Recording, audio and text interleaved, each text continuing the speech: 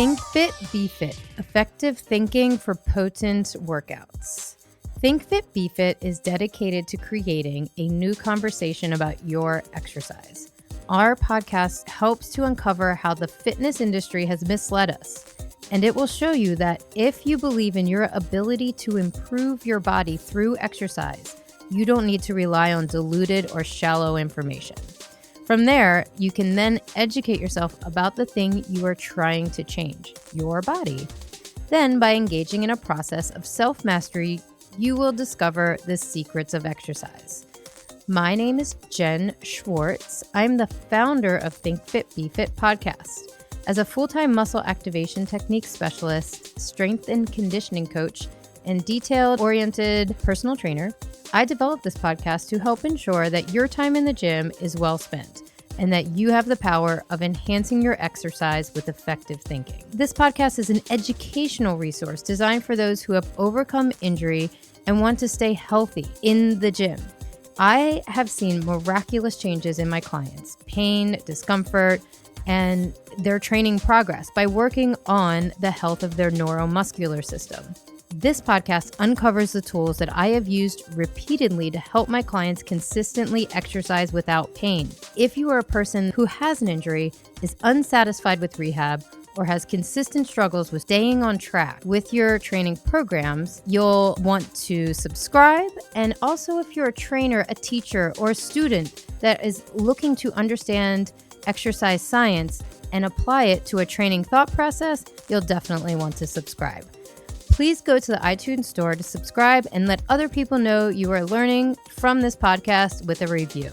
You can find out more about my daily practices and tips on Instagram and Facebook at impact_your_fitness.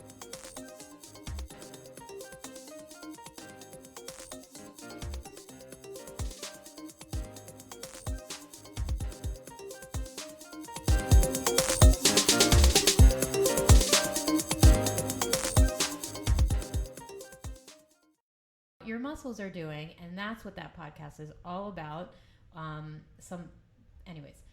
So today, our job, myself and Dr. Stephanie Johnson are going to substantiate why the heck, and you're totally allowed to curse, it's fine, why the heck the active recovery is important. We're trying to substantiate this so that you can be more connected to your process. You can even take this information and use it with your wellness practitioner. Not many people have an MAT specialist, but there's a lot of chiropractic care out there. And so you can use this information with them. You can use it with your acupuncturist, because we're giving you tips on how to speak the same language. And that is talking about the nervous system. So we're here to make you a better consumer in the wellness space. And we're also going to use this information. What else did I say? On how to use your thinking process to improve your, every single thing that you do in the gym. So if you understand this concept that we're talking about today, you're going to be a smarter consumer and probably smarter than 95% of the trainers out there. That is my promise to you if you are a regular listener. Anyways, without much, I'm done talking. Here is a colleague and a friend. Her name is Dr. Stephanie Johnson. Please introduce yourself. Tell us where you practice, what you do, and who your, I don't want to say your favorite client, but your ideal client, patient. So mine are clients, hers are patients. All right, please tell us. Great. Hello, everyone. I am a chiropractor, and I actually practice out of two spaces, one in Annandale, Virginia. I'm part of a larger practice, as well as I've opened up a small space in the heart of Washington, D.C., which I absolutely love. I live in the district, and what's so great about my practice in Washington, D.C. is that it's only a few blocks from the CrossFit gym that I work out of. So I ended up actually working on a lot of coaches and athletes, and it's convenient for them to just hop on over either before or after a workout. And as most people know and would agree, minimizing your commute really allows you to optimize how you can take care of your body and how you can take care of your overall day and mental health. And I think there was one more. I want to know who your ideal patient is.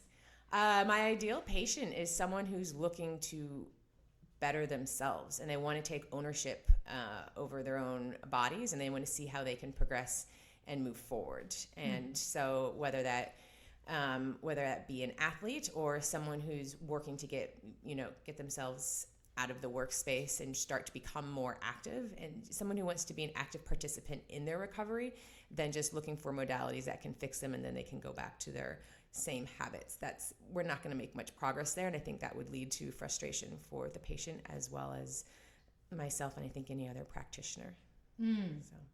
What? So I can't keep up. This girl is passionate about her continuing education. So tell me what.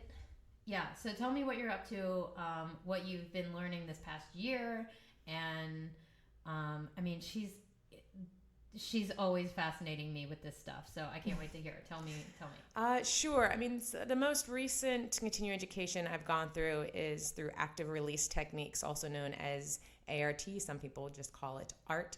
And this is a modality that really helps to improve muscle function anywhere in the body, whether it's, focusing around the spine. If you're having some back pain, you can go from, your shoulders to your fingers, toes, ankles, everywhere.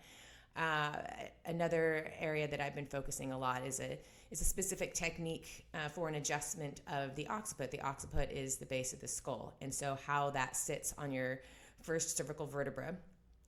There's an adjustment there that has been very complicated to learn, but the reason why it's so important to focus on this area is most of us have what we call a forward head posture, and it's because our heads are shifted forward, whether it's because of our posture at work at the computer or because we're staring down at our phones all day long. And that in itself, the head gets stuck in that position, in that forward head posture, and it can actually have a limiting effect on your overall performance in the gym if you're doing anything overhead with lifting, when it comes to just overall your posture and with breathing and how much oxygen you can get into your body.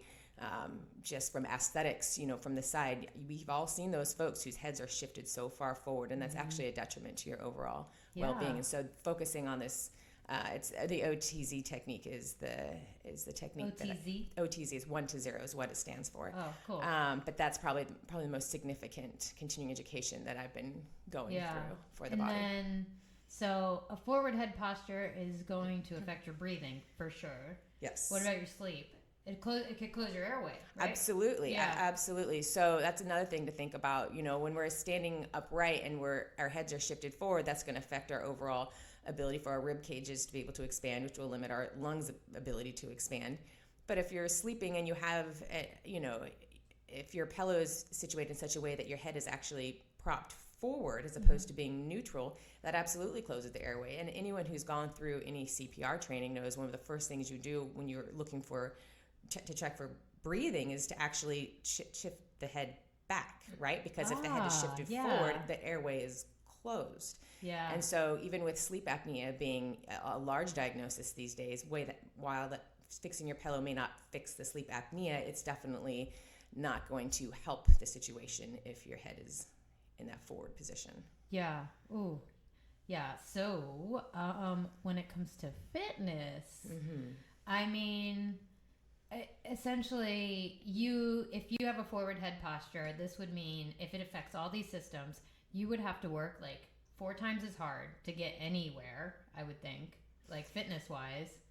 And then your movements are going to be imbalanced and probably inefficient, which creates the environment for an injury. It's like the perfect environment. Absolutely. With the head shifted forward, that's going to affect the entire integrity of how the shoulder girdles are functioning. And if your shoulders themselves are limited or restricted in how they're moving, then if you're putting load and doing an overhead press, well, you might be able to do that for a while. The heavier the load and the continued repetition in this unfavorable position, you're priming yourself for rotator cuff issues. You're priming yourself for some other type of compensation going on in the body where you're not going to have pain maybe that first month or 6 months or a year, but down the line, well, why does my shoulder hurt? Well, how was your overall posture as you've been building on this strength training over the last year? And it just takes little bit by little bit, but then down the road, you'll start to see it and you'll have to take some steps back. So addressing this, the sooner the better, is really what you want to get at.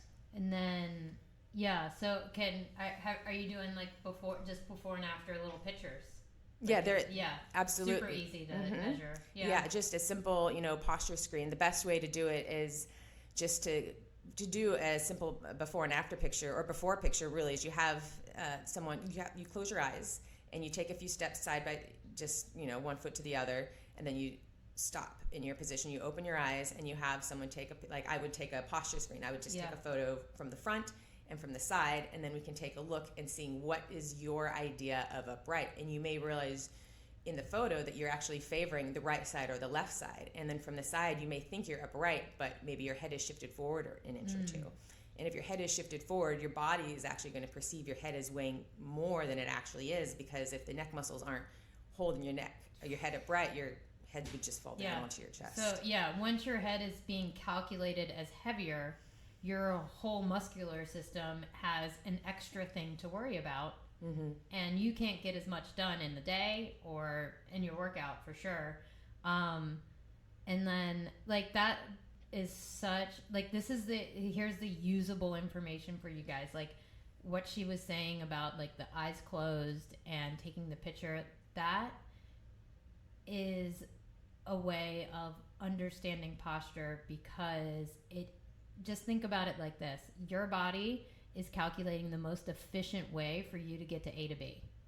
And if that A to B is harmful for 10 years and you're not creating direct damage right then, and it's just accumulating on your disc, on your, this could be, I can easily see this being lower back stress, sacral stress, and definitely the rotator cuff thing, really hard injury to get past once that settles in. So just think about it like this. Posture is your body's most efficient way of doing something. And then the more work you put into, the more smart work. It doesn't have to be extremely difficult things, but the more you preserve your posture, the more efficient your overall system is, and the less stress you have on your system day to day, which is a perfect. Do you have anything to add to that? Just a little bit. Yeah. Okay. Go. Yeah. I was just going to say, so when it comes to the day-to-day function where our heads are shifted forward and we're moving and we're not in pain, it's because our bodies are designed to be flexible and mobile and compensate. But what happens over a period of time is we are now functioning in this level of dysfunction, but we're below the threshold of pain. And so when we're below the threshold of pain, but we're in dysfunction, that's not the time that we come and see the chiropractor or see anyone, right? Yes. And so what happens when someone actually crosses that threshold into pain, they say, well, I don't know what happened. I was just leaning to pick something up and my back went out. And my sneeze, I was coughing and all of a sudden, my neck, something happened. And it wasn't that instant. It was the accumulation of dysfunction over a period of weeks, months, years. Maybe it was your posture in your car or at your desk.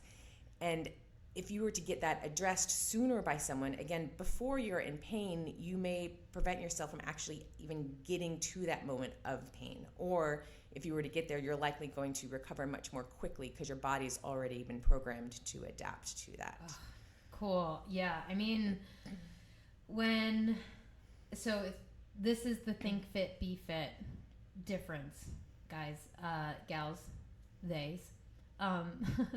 You aren't going to be the normal person that's going to blame that incident on, I'm just getting older. No, you have a choice these days. We live in an age where we have a choice if our body is getting older or not. That's for real. I really believe that. You do not think about your parents. Are they blaming all their crap on aging? Probably. And some of it is a natural change in aging. But you have a choice if you're the target like audience that I'm going for right now. Like, you're an elder millennial or a millennial or like a whatever the one is before us. Gen X? Gen X, yeah. Even Gen Z. So, like, if you're thinking about this in the lens of like, I don't want to end up like my parents, like, this is a defining moment for you. Like, you don't blame this stuff on aging. Like, take ownership of it, and it takes a little courage, but it having the power to have control over your health and how good you feel is immeasurable in my opinion. And so perfect transition into this how we substantiate taking care of our body through, again, like the lens of exercise and the lens of getting stronger, which is active recovery.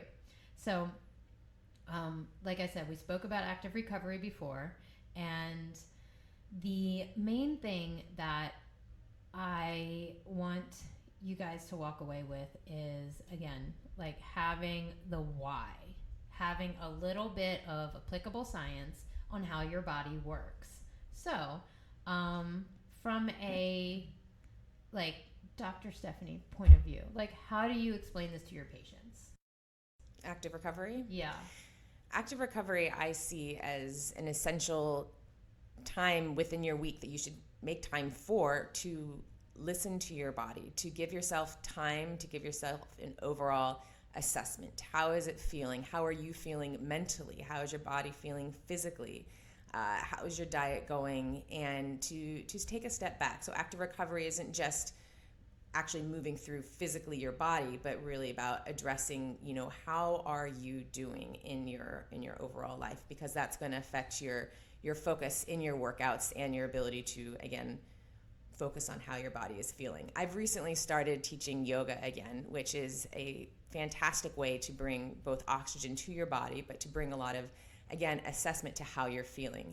At the very end of yoga, we have shavasana, or corpse pose, as you will, where you're lying down. And I often will ask everyone to just take a general assessment of how their body is feeling in contact with the floor, and to notice the asymmetries going on, the right leg versus the left leg, going up through the back and to the arms and to the back of the head, and noticing how one area of the body may make contact and the other one may not. Something might be hurting, and not to take any sides to this, not to say that something is good or bad, but just to take a general overall assessment and see how you're feeling. And that's all part of the active recovery. Just to, again, bring awareness to how is your shoulder feeling today. And maybe it feels better today than yesterday, or maybe it feels worse. And just take that into account and then move with that. And the more awareness you have of what your body's telling you, you can use that information to maybe push yourself more that day, or maybe modify a little bit, and respect that and know that every day is a brand new body. Every day you're in a body that has never been in this world before.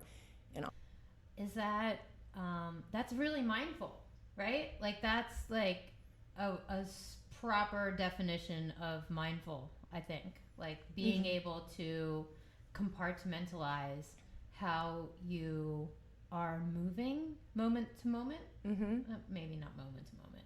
Segment of your day to segment. Or day to day. Yeah. And taking it into account, but not drawing any conclusions, essentially. Like, you don't have to have a diagnosis each day of how, like, your day is exactly.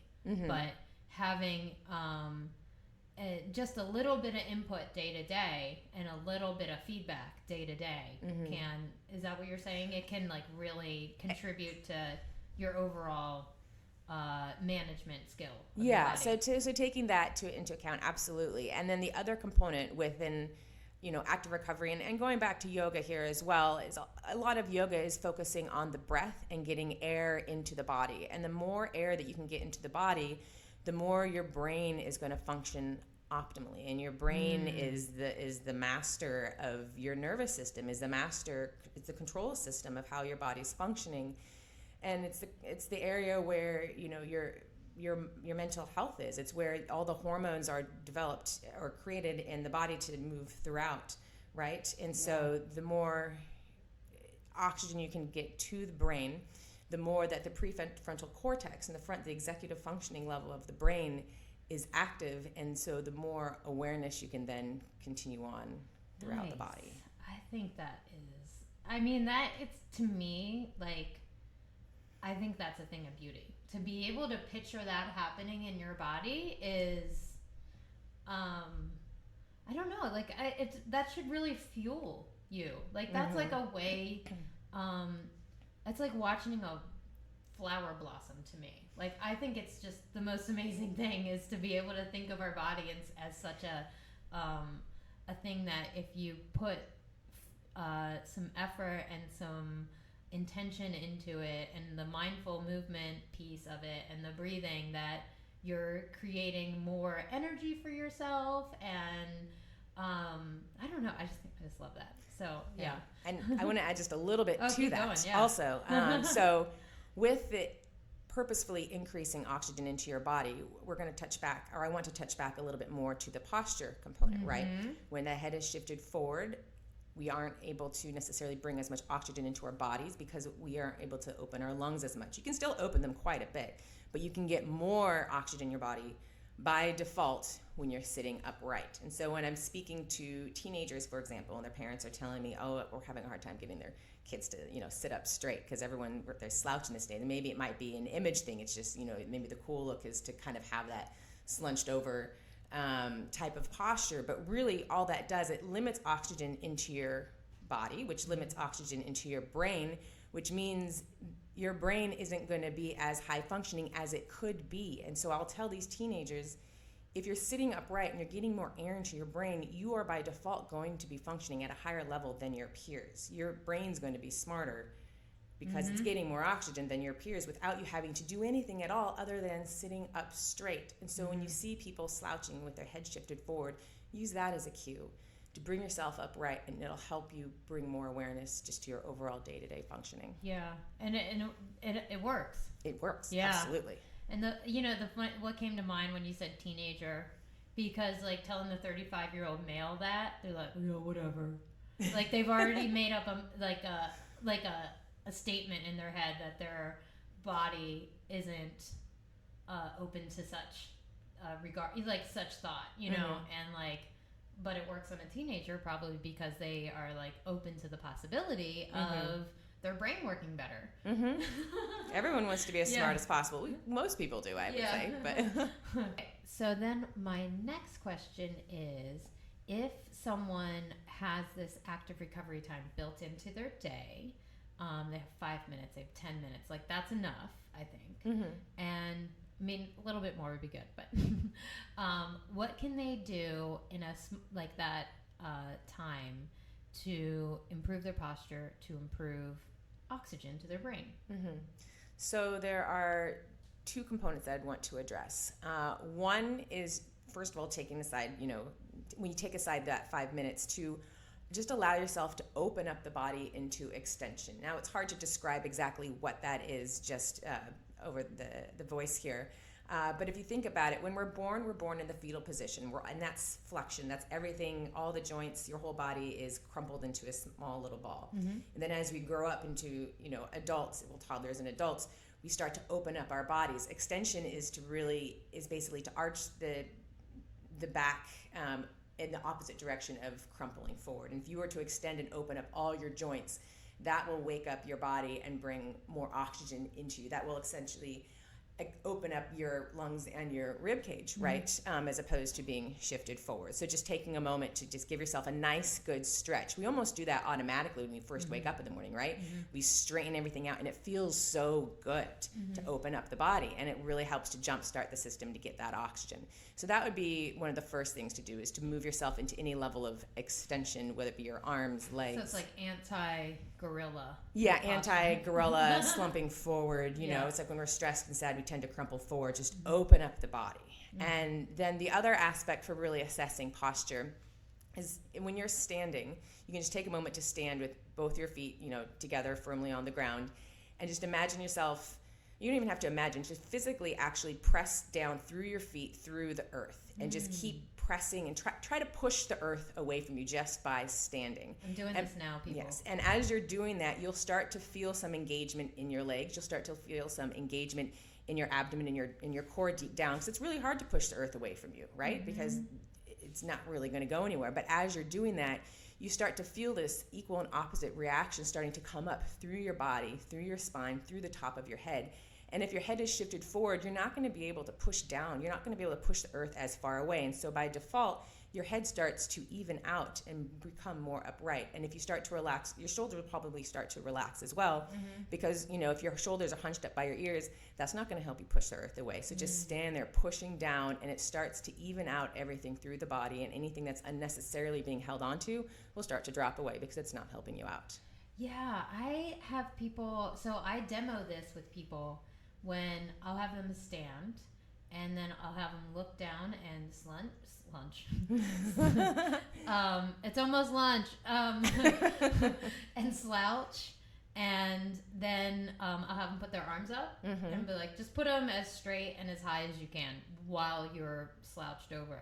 And then I cue them, okay, like, you know, push your feet into the ground and stand up tall, and do the same thing with your arms and see how far they go over your head. And they're like, oh, you know, it's just like this way of demo. It's like a 5-second demonstration, and it helps them kind of see that there's this chain from the foot to the head, to the shoulders.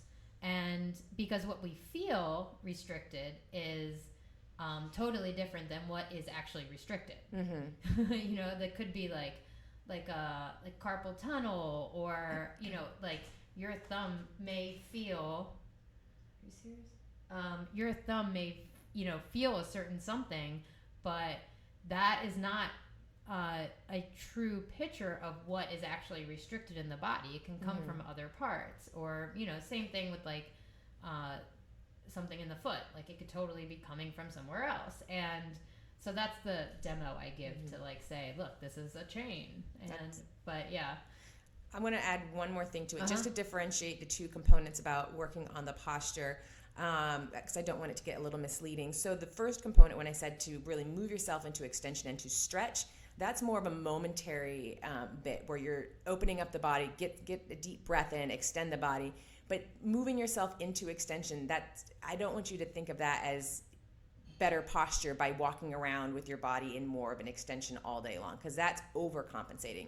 We're just doing that to give yourself a little bit of a balance, because most of our days are spent in the flexion position. So that's just to kind of balance that out. But optimal posture is when your shoulders aren't, you know, extended back, they aren't flexed forward, but they're in that neutral position. And so to have that as your day-to-day constant, not overdoing it. Some folks will pinch their shoulders together and think and shift their heads back and think that's optimal posture. And it's like, no, that will actually be detrimental if you do that continuously as well. So just wanted to clarify. That's a great point. Then like I'm thinking, okay, so that's like micromanagement tips, right? So if we think bigger, like a global view, like a macro management skill of our active recovery, not overdoing it in the gym. So the number one goal of like Think Fit, Be Fit is to be consistent, especially despite old injuries. And so in order to do that, like I've always relied on the books, or I learned this as a taking care of my body through the book that I mentioned earlier. And this was years ago that I read this, and it's called Why Zebras Don't Get Ulcers. And besides it being like super cute, this book is from 1994. So a Stanford biology professor, I think he's still at Stanford, and so it's his guide to stress and stress related diseases and coping. And his whole thesis was like the idea that animals such as zebras, stress is episodic, and that running away from a lion is not what like humans deal with now, but our stress is chronic. It's not episodic anymore, and our body is like processing it differently, like different than the biology. And so he like talked about it from stress related disorders as ulcers, hypertension, decreased like hippocampus activity, which is the like memory center of your, so basically if you're stressed, like you're also stupid, and like you can't remember anything. And so that was like his whole thesis, and he talked about like, you know, getting blood samples from zebras and how he made his kids do it when they were like 6 years old. Like they lived in Africa, and so he did this with multiple species, and that's, you know, where his whole thesis comes from. So like, and then I've heard it explained to people with like this bucket theory. Like if you have one bucket of like all the stress that you put into your body, meaning exercise is a stress, not sleeping enough might be a stress. So all the activities that would increase the stress response in your body on a week to week, month to month basis. And then you have this bucket where you're trying to counteract the activities that would increase your stress response. Like, so in that bucket, there might be yoga, you know, meditation, going to get some type of healing facilitated, whether it be like energy work or chiropractic, and other activities such as, I don't know, maybe your supplements would go into that category too. Mm-hmm. And so I thought it would be a good idea to just kind of break that down and like, why the managing of the input and the output of your body is critical to staying consistent in the gym. Mm-hmm. Is that like, I know that's kind of a big subject.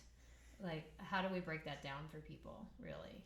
Well, yeah, that's a way to start breaking that down is just to take some time throughout, you know, every day, just a moment to see, again, how are you feeling? And if you do feel like you're chronically stressed, the first step would be to take a look and see, okay, what areas in your life can you start to prune? Because if your life is so stressed, it's going to be difficult to then add in if you want to start working out more, but you're already so stressed. Are there areas that you may enjoy doing but are no longer giving you joy, right?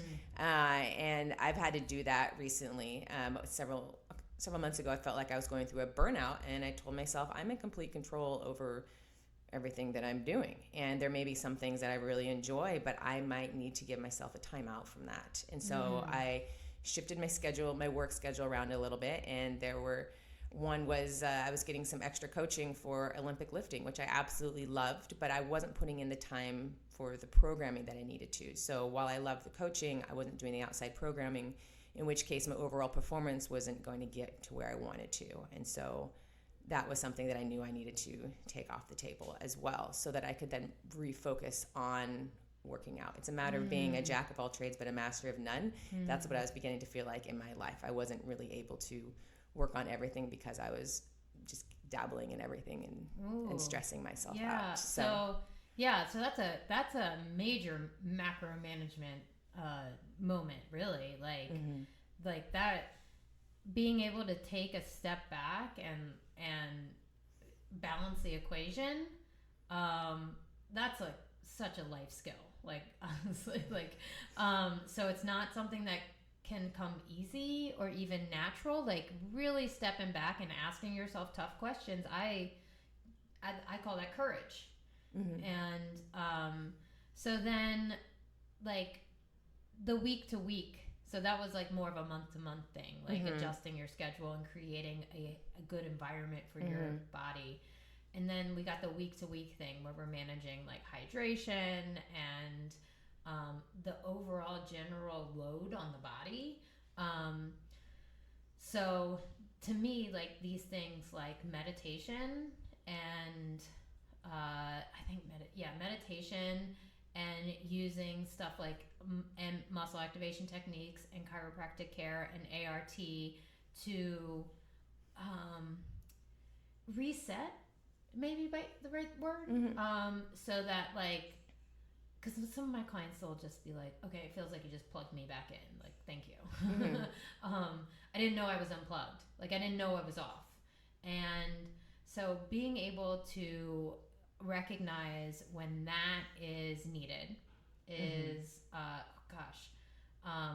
when do you have like regular like upkeeps? I do. And how do you advise your patients to schedule like when they're not feeling half dead or in pain?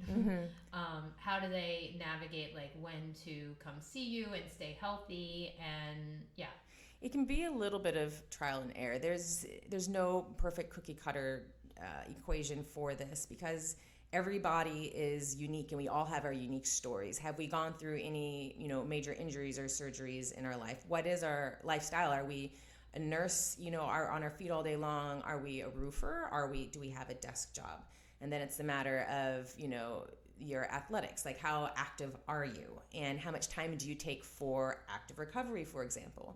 There's a lot you can do on your own, but then coming in for regular care. So with that being said, it's a matter of really when you're doing what you can do, but your performance isn't reflecting that would be a good time absolutely to come in. For myself, I find that getting adjusted once every 2 weeks, maybe every week if needed, helps me perform at my best. And I'll notice this when I start to have if I start feeling a little less coordinated in my movements, that's a good one for me. When I start to feel a little bit of brain fog, that's usually a really good tip that, it's time to get adjusted. But what's really funny about the brain fog is I usually don't realize it at the time. It's usually I'll get adjusted and my brain fog goes away, and then I just realize, oh, that's right, but my brain was foggy, so maybe that's why I didn't realize. I think would that something like that manifest if somebody woke up and they weren't feeling rested, or they don't poop right away or something? Exactly. Or if you find yourself, you've been living in your house for a year or 2 years, you've walked through that hallway a million times. Why is it that you just hit your elbow in the doorway twice that day? Something's a little off. And just working on the overall, your proprioception, so your body's awareness in space, obviously something isn't communicating at its peak condition. And so that would be a time where you're not in pain yet, nothing's hurting, but things aren't signaling optimally. Guys, like you could see this in, like if you had a systematic warm-up, like if you had a squat assessment every time you did a warm-up, so meaning like spread your hips, get your ass down, and lift up each arm one at a time, and then stand up, and then switch the order, so go down and then go left to right or right to left. And if you see something off, that's a huge, like one arm is visually like 10 degrees more like obtuse from the ear, and one arm is closer to the ear, meaning like extended elbow, and you see that's off, like that is a huge piece of information. Like do not ignore that, in my opinion. Like and if you can't facilitate some kind of change right away with a exercise or a activation or a what's another good, I'm big into like the nerve glides and stuff like that. I call them active stretches. Or like you have a yoga pose that kind of like resets your shoulder girdles or girdle, and like having something like that and like seeing something change right away, like you guys, like that is huge. And if you don't have something like that, I think that is a great way to engage with a specialist, a chiropractor, a movement-based one, because not all of them are, right? Like not all of them can translate like the hands-on manual piece to your actual performance. Correct. Right? Yeah. So like, if you don't have that, like, I think that's a great entry point into finding the right person, right? Mm-hmm. Like, if you can get into care and you're like, okay, what are your goals? And you're not in pain, you're not like, you just feel a little off, like what we were describing, like a little bit of brain fog, like your body's not metabolizing at the rate that it may have, like it did like 2 years ago. Like, these are things that you can change. And so asking like your new chiropractor, let's just use chiropractor, I need something to help my muscle system be more prepared for exercise. Like, and they say, okay, well, here are the points in your posture that could improve. Like, I think that is a great exchange and could reward your health, your fitness, and how consistent you are in the gym. So with that, like, what are good questions to, like, you would ask if you were if like, let's say you moved to St. Louis, I don't know where that came from, and you were looking for new care, mm-hmm. and you didn't, so like, what would the questions be to a few, or you had a patient moving to mm-hmm. another city, mm-hmm. and you said, these are the questions I want you to ask your new practitioner or your new doctor. Do you have a good question to ask them? I'm totally doing this on the fly. Sorry, guys. That is a good question. So questions that they would ask, for their new practitioner. I would first ask them, just look in their bio and see if they're an athlete or a mover themselves, mm-hmm. because whatever specialist you're seeing, whether it's an orthopedic surgeon, whether it's a chiropractor or muscle activation techniques, you want someone who has a movement background, so they have that personal experience, mm-hmm. and they can relay it to you. Sometimes there may be a specialist you go to and they say, well, just stop doing that movement, or maybe you should stop running, or maybe you should stop doing these activities that you really love. And that isn't necessarily the answer. So first, look at their background, and then you can also in that conversation ask them, how many athletes do you see? Mm-hmm. And so that will give you an idea. Or just even go to your local gym or CrossFit gym or yoga studio and ask them, is there a practitioner that many of these folks use? Because they're going to have the understanding and mindset that's going to help be congruent with your goals more, mm-hmm. than someone who doesn't have that background. Because honestly, one of the big holes in medical care, especially, well, obviously Western, not obviously, obvious to me and her, Western care, and bridging the gap between being fully and functional and in charge of your fitness and achieving that goal of feeling good and having control over that, versus like getting medical attention and having a rehabilitation process where it's like beginning, middle, and end. Like there's purposeful inflammation at the joint, like there's a healing process that needs mm-hmm. to happen. There's a big gap between like where people are just like, I feel like 70%, but I want to be like 95%. Yes. Like, so finding somebody who can help you that is aligned is so important for the Think Fit, Be Fit goal, right? Because when I just think it's ageist to just say don't do this and take away that, and without like working with someone and finding like their history, their context, and their why. Like, why do they need, like, I have clients that, the orthopedic surgeon probably would not advise that they run based on their imaging, like mm-hmm. their x-rays, but they're 80% pain-free and they still want to get in a run a couple times a week. And the research, honestly, like from a long, like a zoomed out point of view, like meaning like a meta-analysis of runners and like knee arthritis, it's 50-50. Some of them have worse off, joint health and more arthritis. And some runners who have been running for 20 plus years have amazing bone density and thick, and healthy joints. So somebody that just automatically says, no, don't do that, like, they're not thinking critically, perhaps.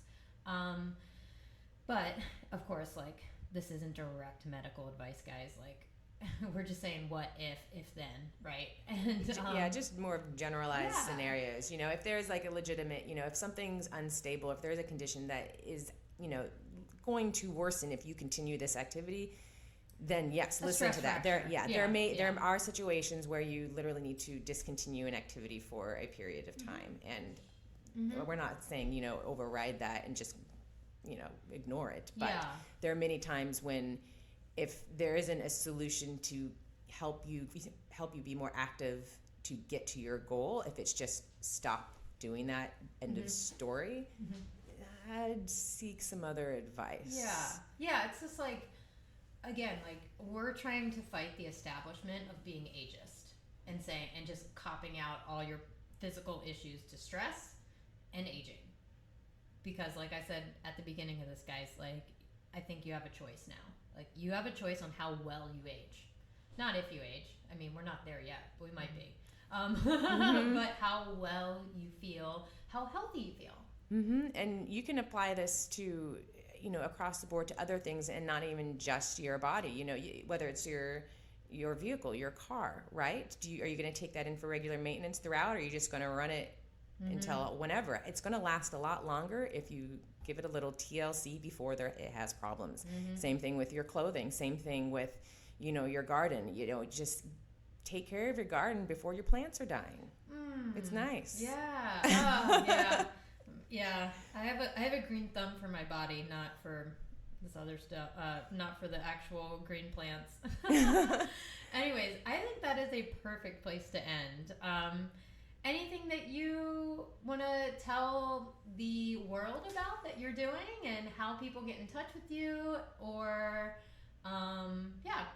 yeah, absolutely. You can always reach my website, sjohnsonchiropractic.com. You can also send me an email, Stephanie Johnson, D as in David, C as in cat, @gmail.com. Those are both ways that you can reach me and to communicate with me if you have any other questions, or if you want anything clarified. I'm more than happy to continue on the conversation. Yeah. I have a question. Sure. So when you get a new patient, are you pro, like, always adjusting, or like, are you kind of getting more into like the manual, like ART, or how? Is it 50-50 with your new patients? I would say the majority of my patients I do adjust. That is my primary skill set, and that's what I'm really good at.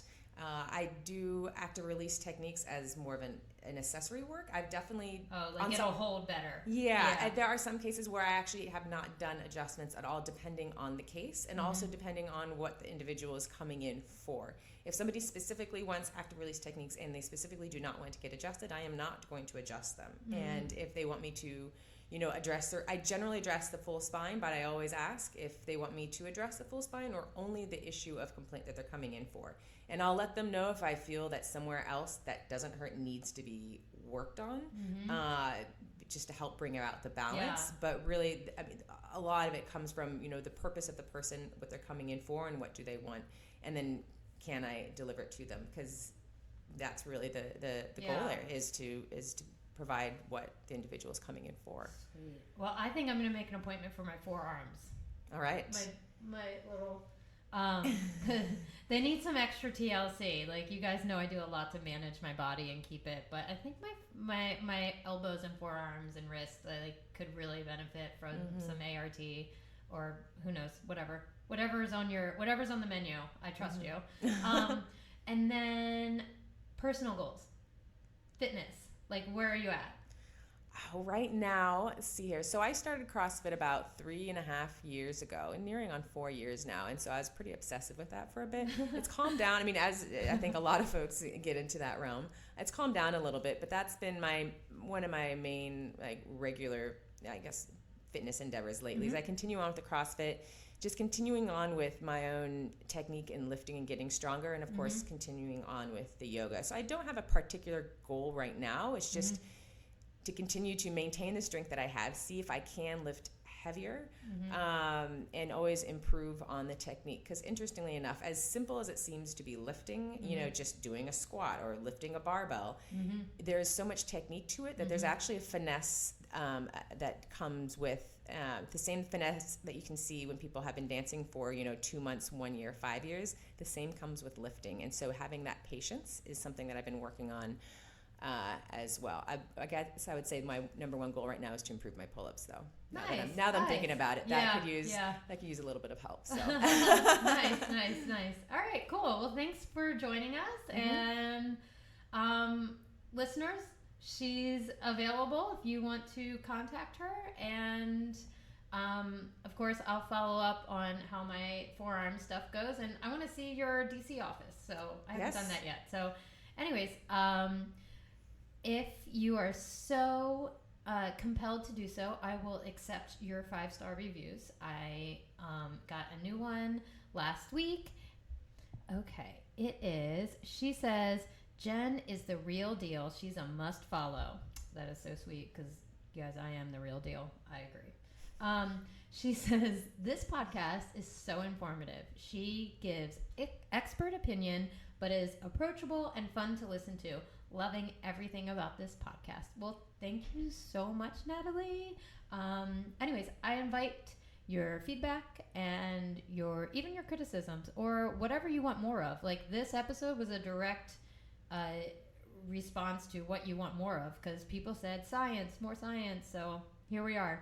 All right. I love you guys, and thank you for making me a better podcast hostess and a better Think Fit, Be Fit student. I'm constantly taking in information and reading and learning so that I can help myself and help you get better.